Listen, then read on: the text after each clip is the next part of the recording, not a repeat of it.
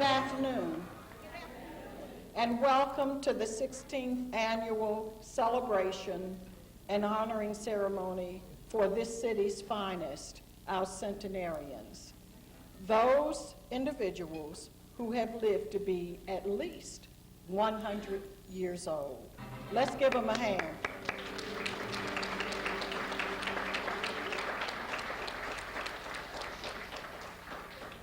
As always, we are deeply grateful and thankful to the Washington Saturday College Ensemble, who happen to be older persons themselves who haven't lost their talent, don't you agree? A wonderful serenade. We always begin our programs in giving honor to someone who is higher than we are. And we were expecting the Reverend Carlton Presley, who I don't see in the room. But if I've learned anything from our seniors and from our centenarians, is that you persevere and you go on. And that is what we will do.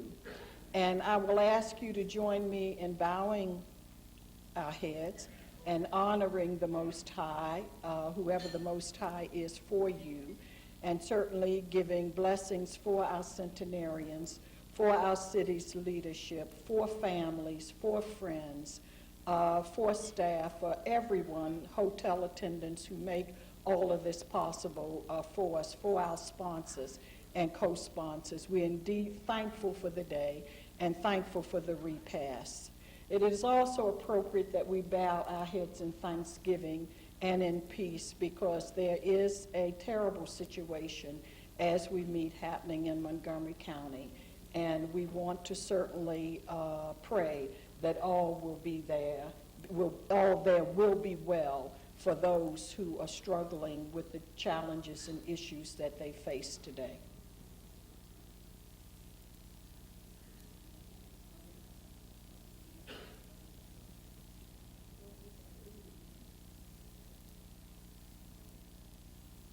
Amen.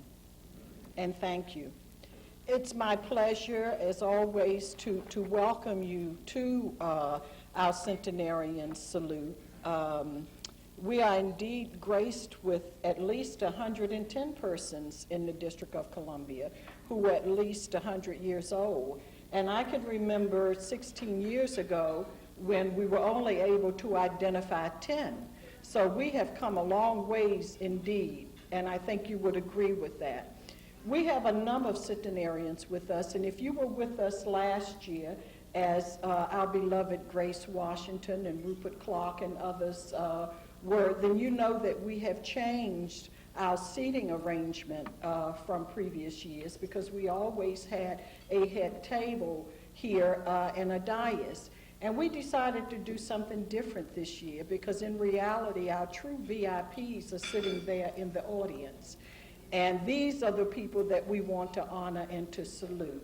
And so everybody is a VIP, so we're all at a round table, but they are very special, special VIPs. And you see at their table, they have a nice balloon there that's very festive to give honor to who they are and to their years of contribution and service to their country, to this city, to their families, to their churches, to all walks of life. In the group today, and I'm not going to tell you who they are because I do want you to read the program, and I want you to follow the bios when we, the mayor honors them with their medal and their salute. But we have nurturers and organizers in the group. We have a co-founder of Adams Morgan Day. We have a benevolence person who belongs to the Masons, the Prince Hall Masons. We have people who are very strong in their faith and pioneers in their churches. We have educators, a school principal, a teacher. We have a milliner, somebody who knows how to wear and do hat shows. How about that? We have a cosmetologist, and I have never seen her when her hair wasn't coiffed just perfectly. We have an exercise follower and someone who knows what it is to walk 3 miles a day on Sunday to Sunday school in her church shoes. Now, see, you got to read to know what this is about. We have people who are very engaged in citizenship. For example, we have someone who just became a citizen in 1992. We have civil rights activists who can remember very well participating in the March on Washington and in engaging in desegregation rallies. Church leadership. We have presidents of usher boards, president of trustee boards, president of women's groups. We have creators that know how to do ceramics, crochet, knitting. We even have a centenarian who is in the Smithsonian Folklife Festival Hall of Fame because of her recipes and cookbook. We have a poet among us and someone who is self-published and who wrote a book called Ribs and Other Delights. We have businessmen, men who have actually established, created, and run their own business, whether it's as a tailor or in insurance. We have people and men for all seasons whose faith is strong, who've done some of everything in business and leadership, you name it. We have fundraisers. We have a centenarian who raised money for a stained glass window at St. Luke's Church. We have community activists. We even have a founding member of the Georgetown Older Persons Fellowship. So you see, we're rich, not only with a lot of history, but we're rich with a lot of service and a lot of contribution. We don't have a real politician in the group, so I don't know what that says for you, Mr. Mayor, but we're going to keep you prayed up at any rate. We're going for... He says he'll be here 51 years from now, so we like that. We love that. Well, I hope I'll be here and can join the ranks of the centenarians too, Mr. Mayor, because I do want you to give me my medal. We're now going to have our chair of our D.C. Commission on Aging and one of my advisors in Special Seniors, Alethea Campbell, to come up and greet you as well. Mrs. Campbell? And Mrs. Campbell will be followed by our Potomac River Rascals. And this is the first time that we've had the pleasure of having them with us, but they are decked out in their red and matching the mayor in their bow ties. Our beloved Miss Campbell.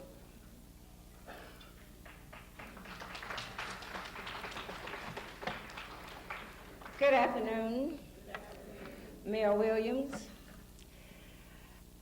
our VIPs, and our most distinguished guests, our centenarians. On behalf of the D.C. Commission on Aging, I bring you greetings and welcome you on your special day, a day that the Office on Aging, in conjunction with the mayor, has set aside to honor you, to congratulate you for your 100-plus years of service, and to tell you just how special you are. Of all the activities sponsored by the D.C.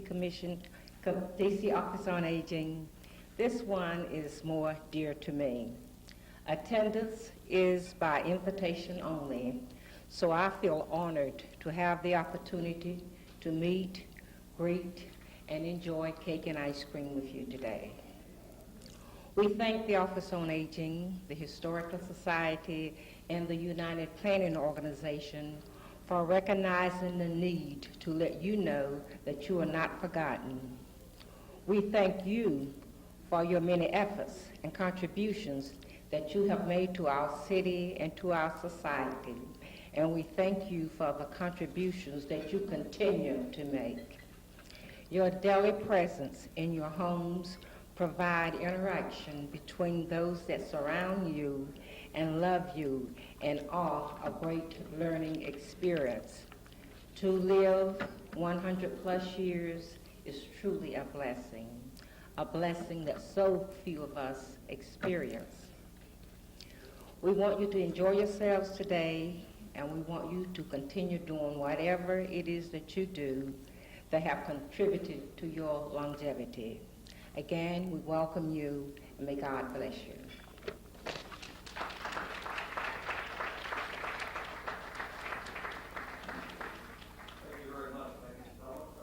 Here today. We are the Potomac River Rascals, and we sing with a barbershop chorus of day singers, we call them, because most of them are retired. And we sing out a lot in animals and things like that. But we're going to sing a couple songs for you today, and thanks for having us again. And I know that most of you will remember this song. It's "When I Grow Too Old to Dream, I'll Have You to Remember."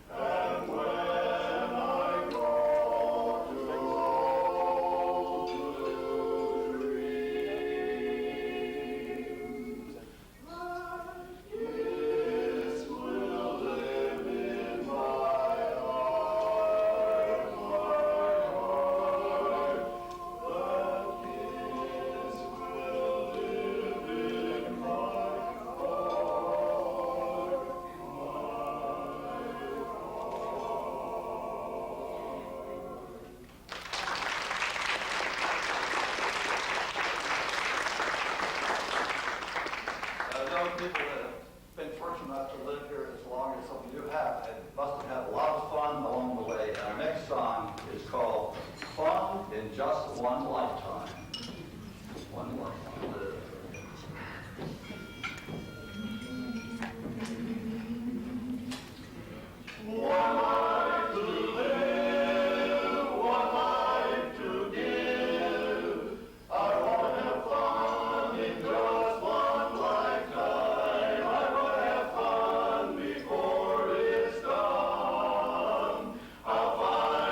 Friends that I can trust, and on my way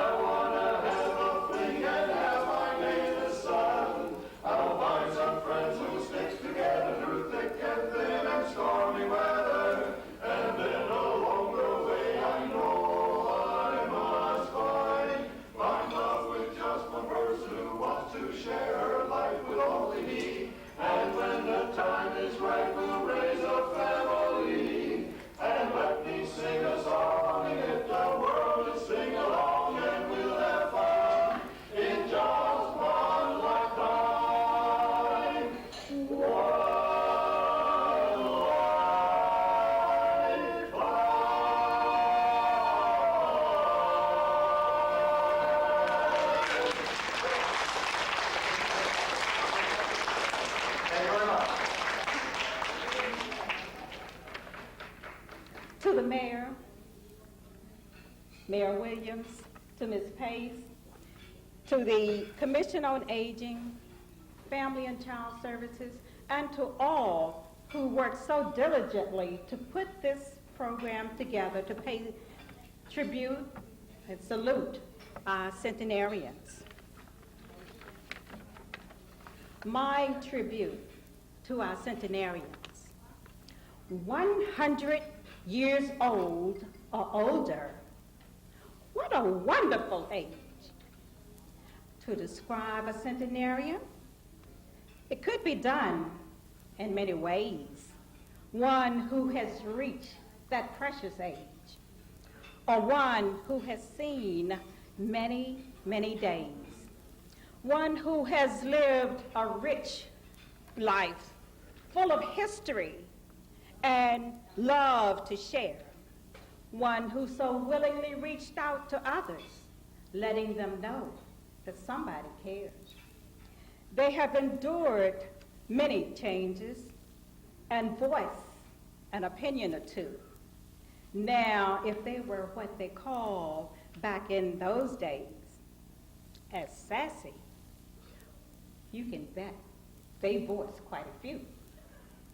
Reflecting back on their earlier years, with the changes came many tears. Not all were for sadness or sorrow. They had faith, hopes, and dreams of a brighter tomorrow.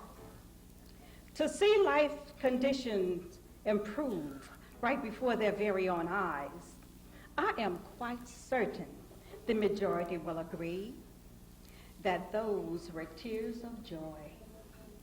Can you imagine having to have your ankles covered at all times because it was the proper thing to do? Or not going out in public because there was no one to escort you? So, well, they welcomed the changes in the length and style of clothes to wear, as well as the hats, the hairdos, and the color of the hair. Setting your mind on that special someone, but not being introduced, you had to move on. To have your own automobile was a big step up. Of course, it was better than the horse and buggy. I can just imagine as they sit here today, they're thinking, I am a centenarian, and I am as proud as I can be. I am at least 100 years young, but just the other day, I was 93. And it's not often that I get to fellowship with others around the same age as me. Well, another year, another day, we will relax, rejoice, and enjoy life in our own special way. I am proud to be a centenarian. Just look at me, you see.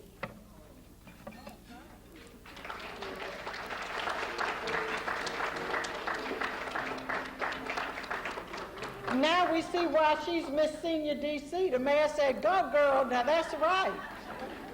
Because she composed that, okay? So when we talk about, I mentioned some of our creators who are centenarians. Keep on creating. It is the stuff of life, Miss Daisy Savage, and you might be here one day to receive a medal. She had already said she was planning on doing just that. We also have a centenarian among us, would you believe it or not, takes no medication except a baby aspirin, one baby aspirin, and a Flintstone multivitamin. Now, it doesn't get any better than that. Does not get any better than that. Now, I take a baby aspirin, and I don't take Flintstone, but I tell you, I'm going to get some Flintstone multivitamins. It's my pleasure at this time to introduce to you, who certainly is not a stranger, not by any means, but certainly who is the leader of our great city, and who, when it's all said and done at the end of the day, this is the person that must try to get some rest and respite after struggling with the many challenges that all leaders face, but especially one of the nation's capital, where we have so many issues going on, not to mention the budget crisis, not to mention all that happened with September 11th and its aftermath, and our emergency preparedness issues, but just making a city function and making it become the crown jewel that it is, the crown jewel of this country and the world. And there certainly is a destiny, I believe, in all of this. And I've become even more so to believe in a destiny after I'll call it an incident, Mr. Mayor, with the petitions. Because here was a situation that was tailor-made for almost a guaranteed re-election of Mayor Anthony Williams. And by the way, this is a government-sponsored event. So this is not a political speech that I am giving. I'm just talking about a moment in history, a moment in time, because honoring centenarians is about history, and history is what it is. We cannot change it. It is what has happened, and we want to always remember both the good and the bad.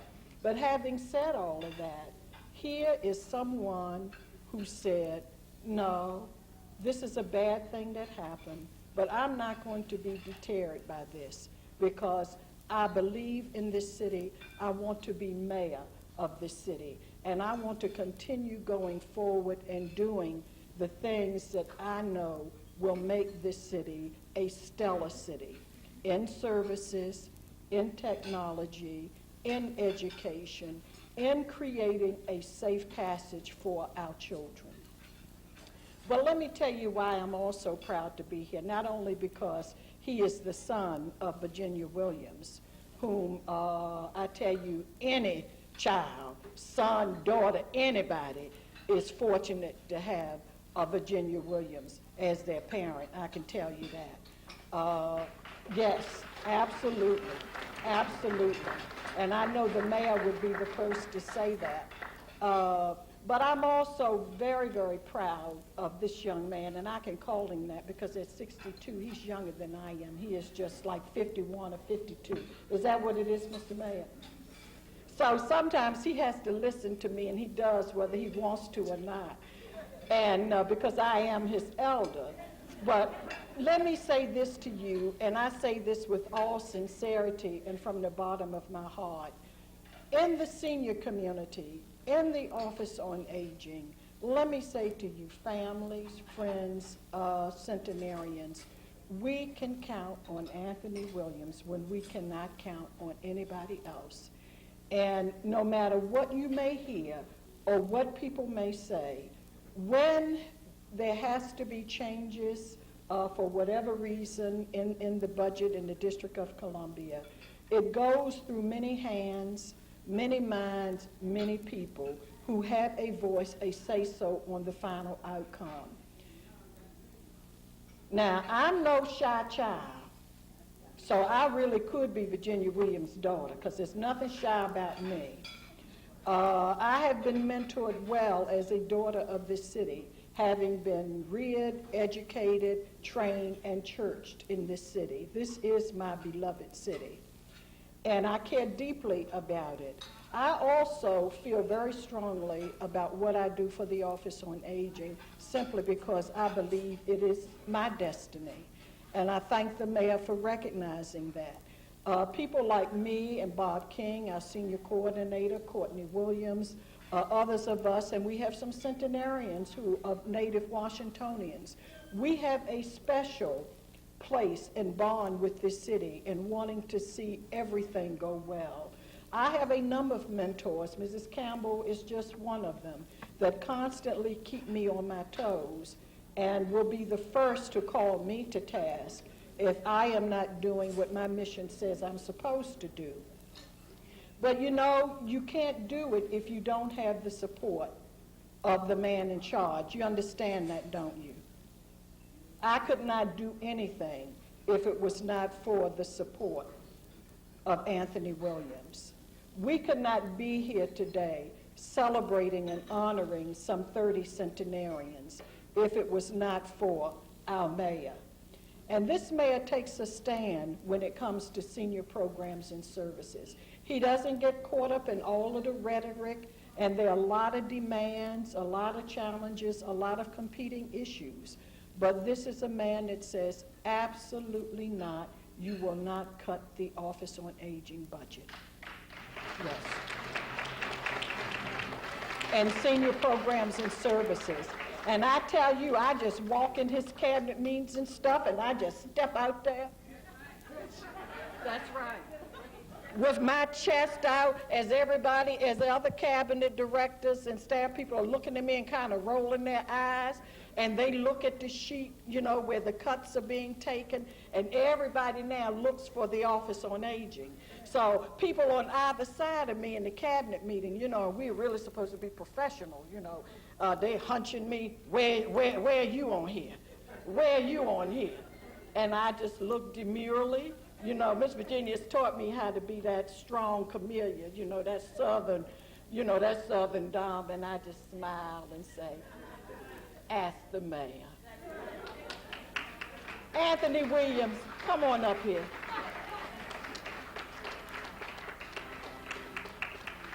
My man, a man for all seasons.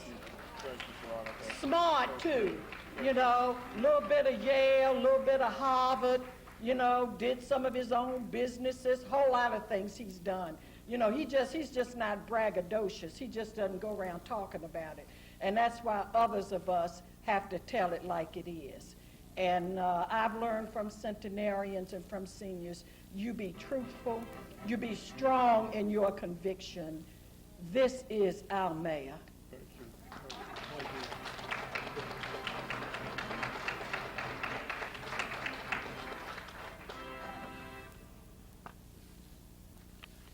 How's everyone today? That's good. Everybody's good. Everybody's accounted for. There are a couple people who aren't here, and as we know, Reverend Carlton Presley isn't here, and I'm sorry he isn't because he would have given a great invocation and benediction today. He does a good job as my faith advisor. I'm also sorry that Jerry Phillips isn't here. I'm sorry that he's not here because he does a great job. Last 2 or 3 years that I've been, 4 years I've been at this program now, and Jerry does a great job as the MC. So I'm sorry to miss him for the simple reason that he does a great job. But I'm also sorry that we're missing him because I'm sorry for the reason we're missing him. You know that there's been a spree of violence, gun violence, murder and homicide, just wanton attacks up there in Montgomery County. And I got to tell you, whether it's happening in far southeast or far northeast of our city, east of the river or west of the river or Montgomery County or anywhere in the country, when you see this kind of violence, it really is disturbing. It really is horrible. And I know that I speak for all of you when I say that our hearts go out to the people up there as they deal with a very, very tragic and very, very horrific situation. I think it also speaks to the need in our country for a much more serious and sustained effort at gun control. It's about time we did something about guns, isn't it? Am I missing something? We need to stop talking about it and do something about it. Let me acknowledge some of the special people who are here very briefly. I want to start out with someone who is your friend. Believe me, ladies and gentlemen, she is your friend, and she speaks up for you powerfully in my family, and that's Virginia Williams, the first mother of the city. And a medical miracle is, even though she's only 29 years old, she's also a senior. So And also Alethea Campbell, who speaks up for you all as the leader and the chairperson on the Commission on Aging. I want you all to give Alethea a big hand for the work that she does. I want to thank Miss Senior DC of 2002 for that wonderful rendition that you gave us. Give Miss DC a big hand, Senior DC. My daughter writes poetry, so we appreciate good poetry. I certainly want to, my father, who would be a senior if he were here, was a big, big fan of Ella Fitzgerald and Nancy Wilson and Dinah Washington, and he loved them so much, and Aretha Franklin. And I just noticed that a pianist for Ella Fitzgerald just died. He lived up in Baltimore. And her famous Decca records, he was her pianist on those famous Decca records. He just died, which reminds me of our great band. We got to give our great band a big hand. Come on, acknowledge them. Want to acknowledge the Potomac River Rascals. Let's give them a big hand, everybody.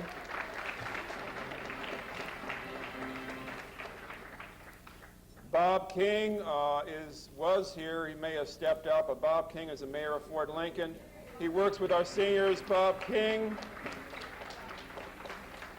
And it is true, ladies and gentlemen, I'm going to tell you, it is true. When we were dealing with a budget shortfall, a revenue shortfall really is what it was, of $325 million. I was on vacation with my wife, and I was on the phone with the staff, and we were working on the budget.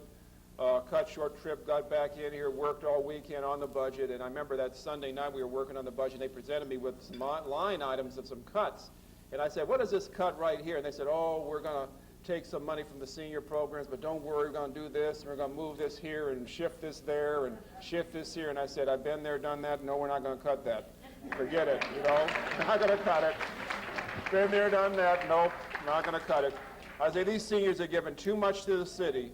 They've helped build this city. The least we can do is leave these little bitty programs in here for our seniors. Isn't that right?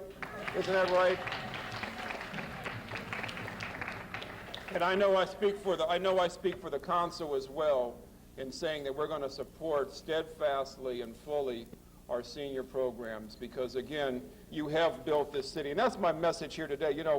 To acknowledge Barbara Franco, who is the executive director of the Historical Society of Washington, D.C. Everybody acknowledge Barbara, who's here. Give her a big hand. When I was in school, a lot of my grades would go from A's, and then they go down the next semester to C's or worse, and they go back up to A's. But one grade that was always pretty much an A or a B was history, because I loved history. And I had a voracious interest in history. Even when I was a young child, I used to love going around the neighborhood. My mother knows this, talking to the seniors. This is true. I used to go and I spent hours talking to the senior citizens in the neighborhoods, learning about history from first-hand experience. It was a wonderful thing for me. I put my little bicycle there. I used to talk to Miss Harper and all hours and hours and hours about what life was like 20, 30, 40, 50 years ago. Which is why a couple years ago when I was mayor and I had the opportunity to talk to Rupert Clark and Grace Washington. Let's give them a big hand. And hear their experiences. It was so powerful for me. It was really almost like a tonic, a wake-up call on what you all represent in our city. I'm looking at the program then in 1902 and now, and you see some of these differences in population. Look at population from around 300,000 to around 600,000. Cost of the Washington Post from 3 cents to 35 cents. Life expectancy in the United States in 1902, 50 years, now to 75 years or thereabouts. The Carnegie Library was dedicated, one of a series of libraries by Andrew Carnegie to give back this wealth he had amassed. Okay, in 1902, a library in the district. Now it's going to be our new city museum. They built a new Beaux Arts beautiful, or we're going to start building a new beautiful headquarters for the district over at 13th and E Street. And now it's the John Wilson building. It's now once again the seat of government. All these positive things have happened over all these different years. And when I talked, one of the things that struck me when I talked to Rupert Clark is just the experience that all of you have had firsthand. Think about it. I talked to Rupert Clark, and I imagine that when he was just a little boy, there were people around who remember Abraham Lincoln, the first president to invite an African American to the White House. Right? He was a young man when Theodore Roosevelt was the first president to invite African American to dinner. And there was this whole big hubbub when he invited Booker T. Washington to dinner. He remembers when Eleanor Roosevelt came to Washington, D.C. with very racist, prejudiced views, and because of her experience in Washington, D.C., became a leader for civil rights. He remembers LBJ signing the Civil Rights Act and the riots that followed the assassination of Dr. King and the Poor People's March. All of you have seen that, and that's the point I want to make today. You, as I always say, represent our greatest generation because you have lived through wars, you've lived through depressions, am I right? You have lived through the civil rights movement. People like Bob King and I would not be standing where we are today were it not for you. You've made our government more progressive. You've opened the doors of opportunity for us. You have done that. You have done that.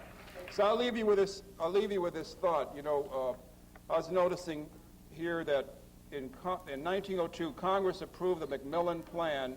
This was a plan to beautify the city. So this plan that was set up in 1900 has now been realized today. We're now trying to build a new vision for our city for the next 100 years, and we're starting on that today. And you know how we're going to build this vision for our city? We're going to build this dream for our city, one future for our city, a hope and a dream of opportunity for everyone in our city on a solid foundation. And you know what that foundation is? You are that foundation. That's how we're building the dream of this city. Whether you came here through the West Coast from Asia or through the southern border from South America, or you came up to Washington from South Carolina or North Carolina or Mississippi, or you came in here from Europe, wherever you came to this country, if you came in bondage, or you came in steerage, or you came in luxury first class, you all came here because of a dream. And there's a saying on Ellis Island by an Italian-American immigrant, but he could have been African-American or Mexican-American or any kind of American. And it says, when I came to this country because I heard the streets were paved with gold. And then once I got here, I realized that number one, they weren't paved with gold, and number two, they weren't paved, and number three, I was expected to pave them. And over 100 years, our centenarians have come to streets. Those streets weren't paved, the sewers weren't built, the schools weren't built, the children weren't taken care of. They face all these challenges, they face all these obstacles, and they have built a foundation for a dream. We're living a dream because of them. Everybody give them a big hand for what they've done.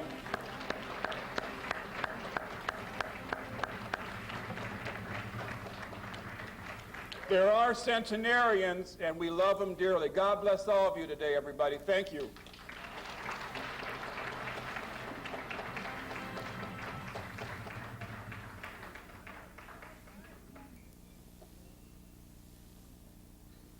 Now we know why he is mayor, don't we? That's right, that's right. Because we're fortunate enough not only to have somebody with the best of leadership skills, he also is, I tell him sometimes he's, he likes those computers and all that technology and stuff. And who knows where we may be 100 years from now. If you have ever seen this man in front of a screen, and I have, and working that keyboard, how many of you remember Cortez Peters? Oh, I would put him in the contest with Cortez Peters. That's how good he is. That's how good he is on that keyboard. See, you didn't know I paid attention to that, did you? And you see he's a historian, and he's able to represent us and hold his own anywhere. Does that not do us proud? Does it not do us proud? And in fact, as I walked around the room, different people said, well, we have a lot of faith in the mayor. And even the Potomac River Rascals said that to me.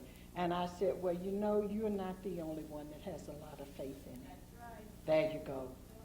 Make it known. Make it known. Absolutely. We've now come to the best part of the day, and that really is to have the mayor and Ms. Virginia Williams and Alethea Campbell, the chair of our commission, really honor our centenarians.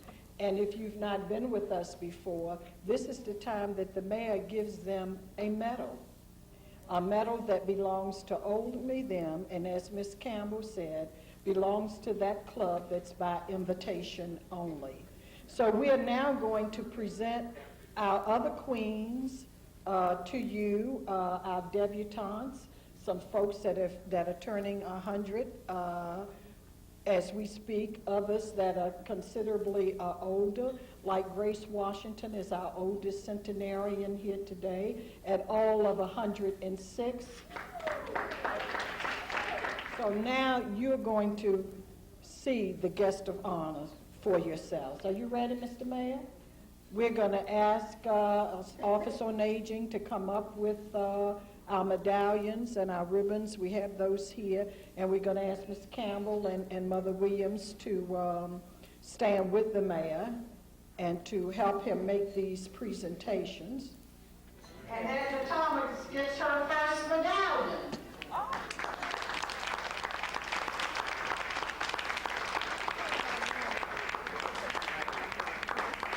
Because she is all of 100 years old.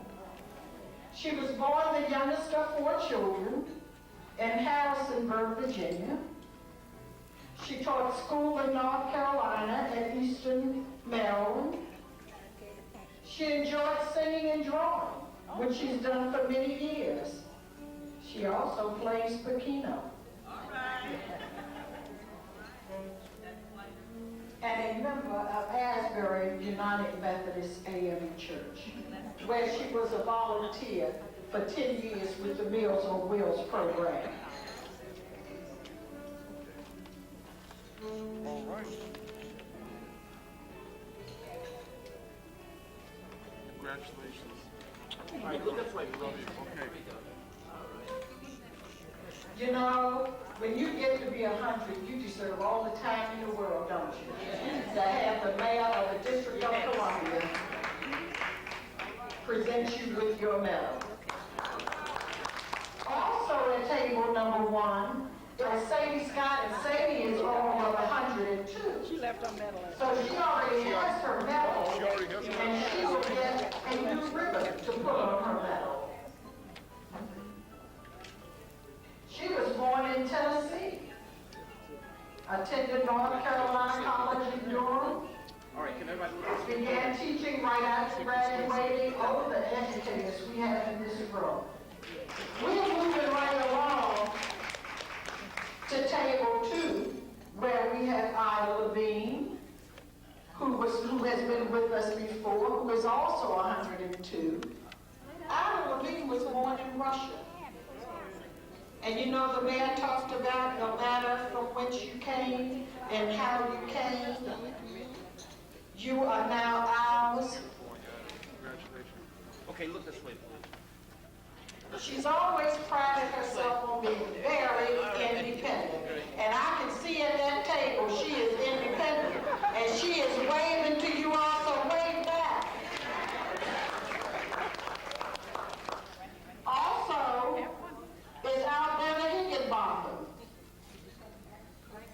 Now, Higginbotham is a very distinguished name.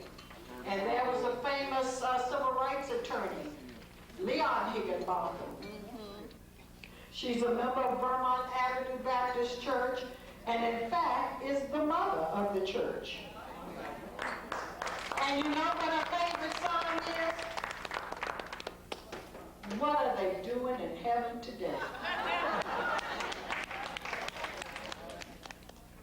We next honor Rosa Fries. And Rosa Fries gets a medallion because this will be her first.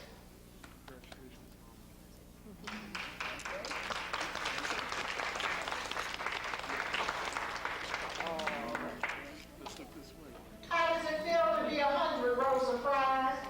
How does it feel to be 100? She said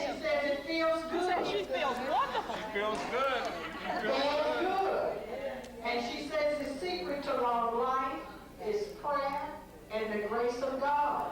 I'm telling you, you got to be writing down these pearls of wisdom. And she said her greatest lessons had come from life's experiences and old-fashioned common sense. And at table 4, we have none other than Rupert Clark, who is all of 104 years old.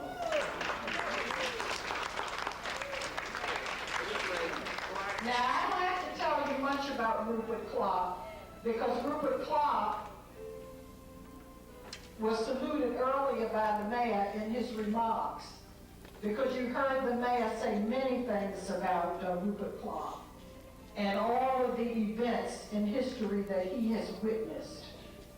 But what I might say is that not only owning his own insurance business and managing it, one of these businessmen that lived to tell the story. No Enron here. And I wonder if that doesn't come from balance, because he served as a trustee in his church, treasurer. And he says longevity for life means a Christian life. The good Lord is the only reason I'm still here, and the praise belongs to him. I'm just thankful he's let me stay here so long.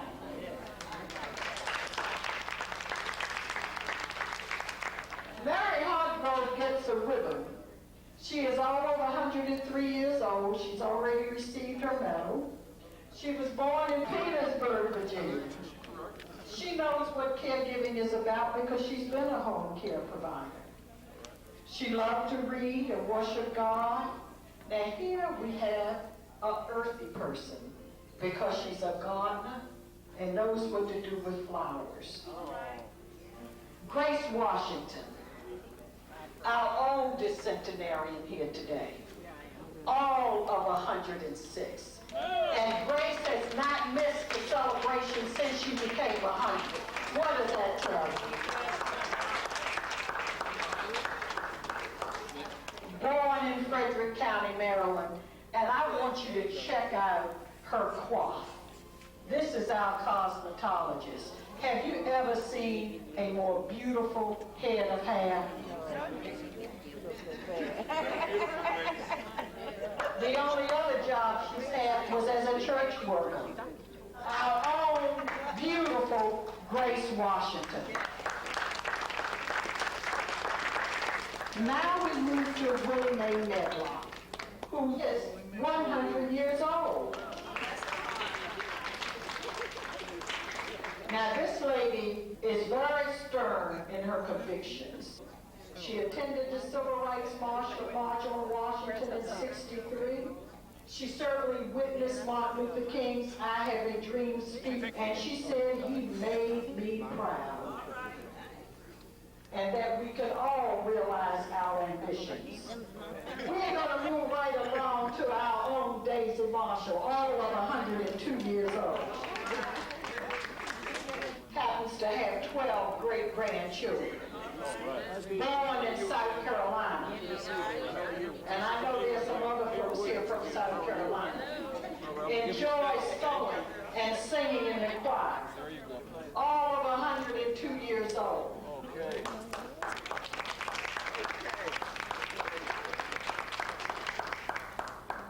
Pearl Yancey is celebrating 100 years as well. Graduated from Missouri State Teachers College. And not only did she teach English, Congratulations. our mother tongue, Beautiful. this lady taught Latin. Now you mess with that. Active in her church, Mr. Mayor, she plays the piano. And she gives all the credit for her education to her aunt, who made it possible for her to go to college. Charlotte Fillmore. Now I want you to start right now wherever you are and what you're doing, and and join Miss Virginia Williams in singing Happy Birthday to Charlotte Fillmore on her 104th birthday.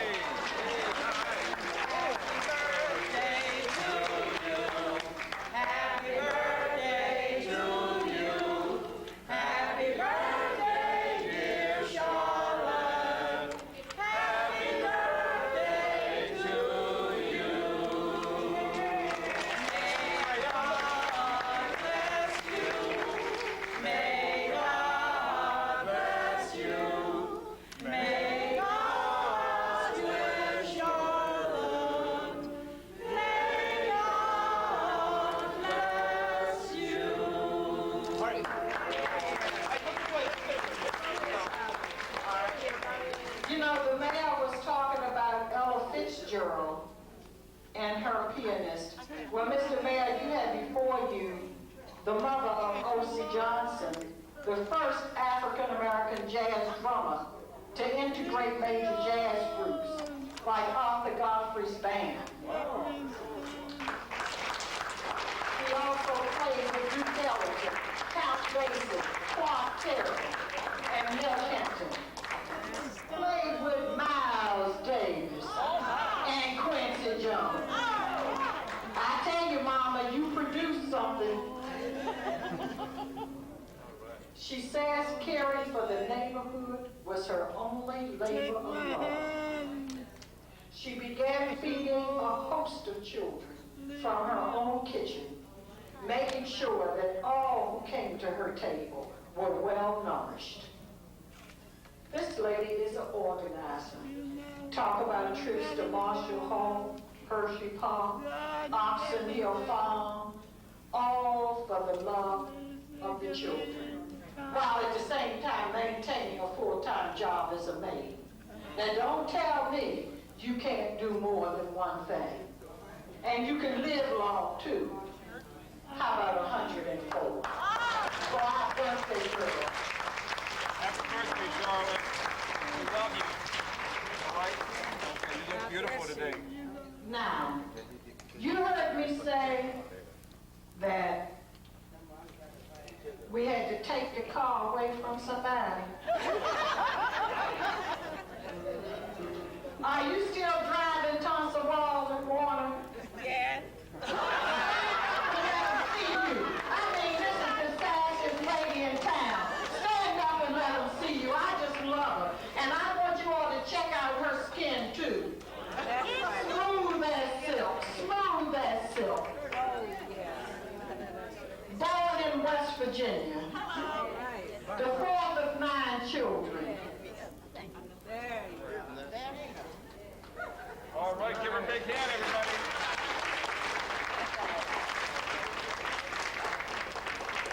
Now, she accepted the teachings of the Seventh-day Adventist Church.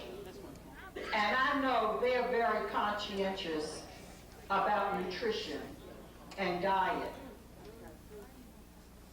Pay attention. Pay attention. You all see her standing? Look at her hat. She says she's nobody to sit idle.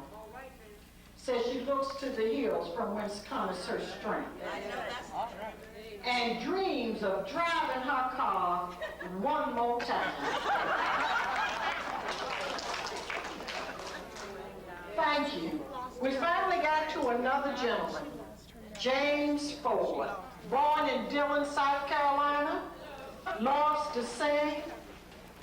Now, I don't know what's going on down there at Asbury Methodist Church, but this is the 3rd centenarian that we have from Asbury. So something good is happening down there, because he is a United Methodist man. Mr. Mayor, he's a member of the Prince Hall Masons, lodge number 4. Okay, I'm a brother, all right. Says he's the best bingo player in town. Rosetta Minor, all of 102.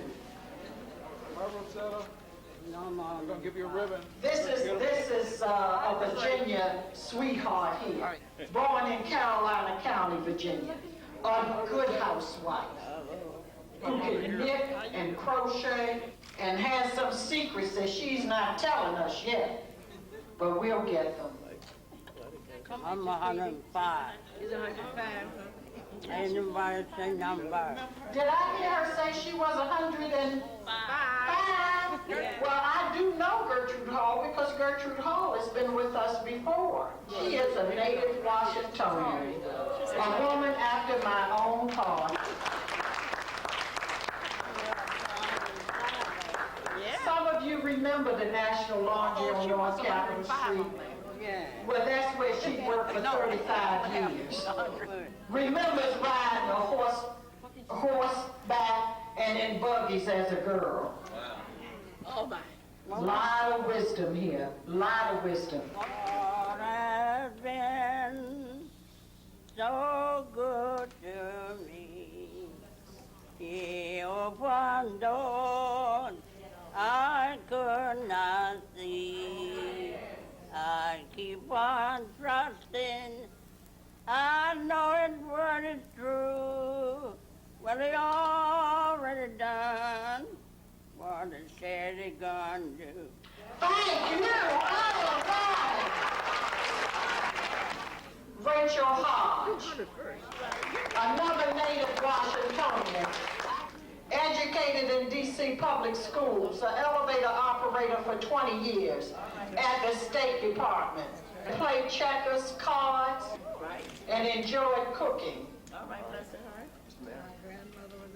A church volunteer, and says her significant accomplishment was her marriage to her husband Okay, everybody look. and participating in the desegregation marches. All right.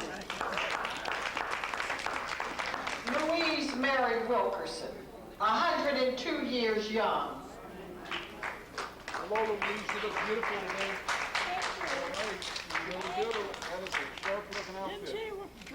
Ooh. And is a grandmother to everyone who has crossed Look her beautiful today, path. don't they? Sure do.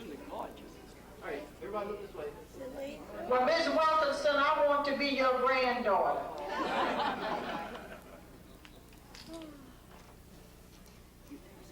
Worked for 35 years as a domestic. So now you know she knows something about the practices of keeping a home and family, don't you? Yes, sir.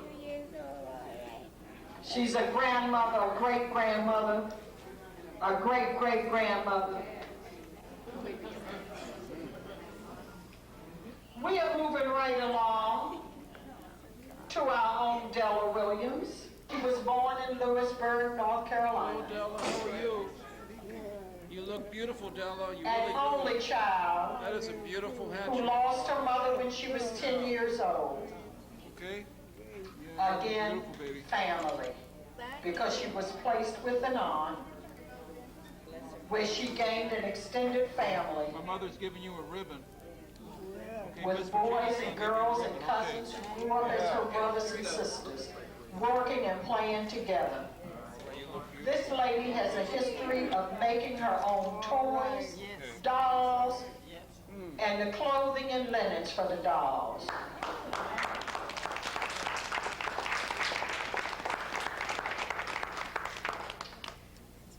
You know, it's something when you can't complete your education because you have to work in the fields. So she found joy in her pastime in sewing. Emmett Stevens. Right, I'm going to take his hat. I know, where are you, Mr. Stevens? Right here. Are you all able to see him? Right here. All of 102 years old? And looks like he belongs on GQ magazine?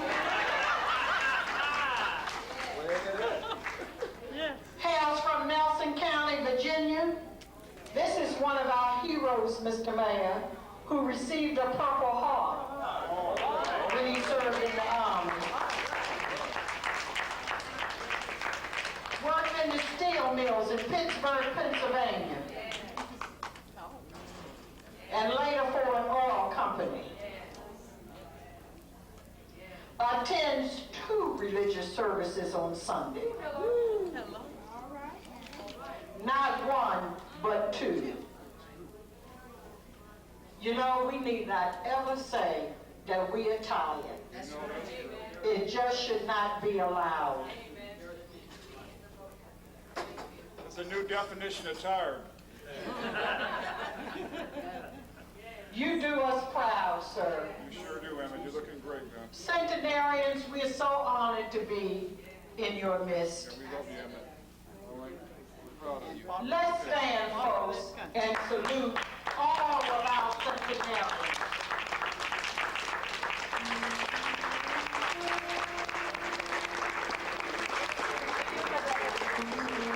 Our oldest centenarian, the beloved Grace Washington, is going to cut our centenarian cake.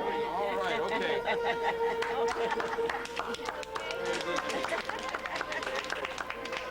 Let's give the kind of welcome to Barbara Franco that the Historical Society deserves.